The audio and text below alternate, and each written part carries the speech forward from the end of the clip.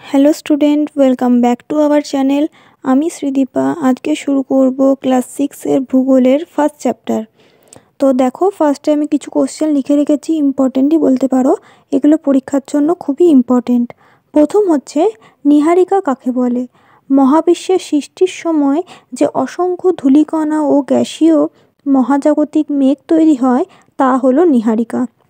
2 নম্বরে কোশ্চেন আছে, একটি ছায়াপথের নাম লেখো। তার আগে বলে নিই, ছায়াপথ কাকে বলে?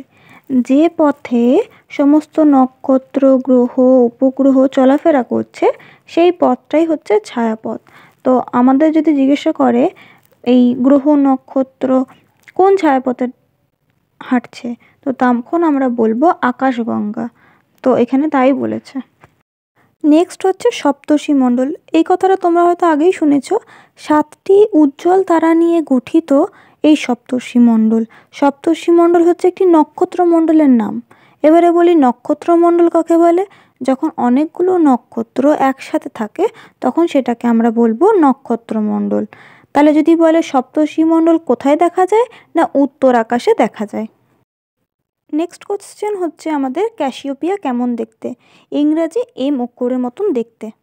এর পরের প্রশ্ন আছে, বকমণ্ডল কেমন দেখতে? এটাও একটি নক্ষত্রমণ্ডলেরই উদাহরণ।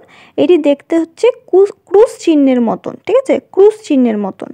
নেক্সট কোশ্চেন আছে, এক সাহসী শিকারী রূপে কোন নক্ষত্রমণ্ডল দেখা যায়?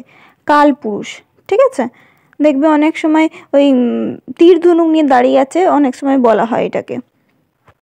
পরের প্রশ্ন আছে, সূর্যের সবচেয়ে কাছের গ্রহ কোনটি? হচ্ছে বুধ। নেক্সট আছে, সৌরজগতের কয়টি গ্রহ আছে? 8টি গ্রহ। তো আমি এখানে লিখিনি 8টি গ্রহ কি কি, তোমরা জেনে রাখো। বুধ, শুক্র, পৃথিবী, মঙ্গল, বৃহস্পতি, শনি, ইউরেনাস, নেপচুন। 8টি গ্রহ। আগে 9টি ছিল, লাস্ট নম্বর হচ্ছে প্লুটো। এখন সেটাকে বামন গ্রহ বলা হয়। নেক্সট হচ্ছে, পৃথিবীর চেয়ে সূর্য কত গুণ বড়? 13 লক্ষ গুণ বড়। নেক্সট হচ্ছে, সৌর কলঙ্ক কি? সূর্যের গায়ে কিছু কিছু জায়গায় খুব কম উজ্জ্বল হয়। এগুলো কি হয় না, পুড়ে গেছে ওই জায়গাগুলো, তো ওগুলো কালো দাগের মতন দেখা, একেই সৌর কলঙ্ক বলা হয়। নেক্সট হচ্ছে, কত বছর পর পর সৌরঝড় দেখা যায়?